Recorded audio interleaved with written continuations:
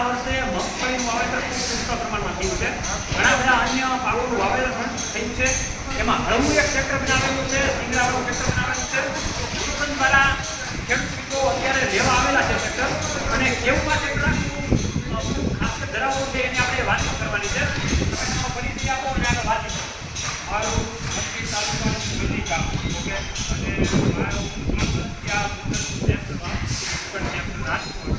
અને રાખવામાં ખૂબ સરળ, પણ જગ્યાએ જો કોઈ વિકલ્પ હોય તો એક મુસ્લિમ પાવર સ્ટેશન 7.5 ઇંચ આવે અને 50% સબસિડી આપે અને વળવામાં પણ ઈજી, અને મગફળીની જાળી 15થી માંડીને 36ની જાળી સુધી આપણે આ વાવી શકીએ અને વાવતર કરીએ.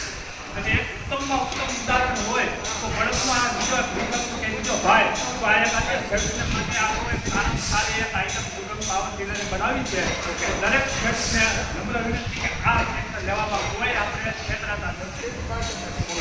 તો આજના ખેડૂત મિત્રોએ જગતના રાતે આ ક્ષેત્ર વાપરેલું છે અને નવું મોડલ પાછું લઈ રહ્યા છે. તો ખેડૂત મિત્રો આવું તમારે ક્ષેત્ર લેવું હોય ગુરુકુળ પાવર ટેક્ટરનો જે સંપર્ક આવેલો છે એમાં સંપર્ક કરો અને વધારે તમે માહિતી મેળવી.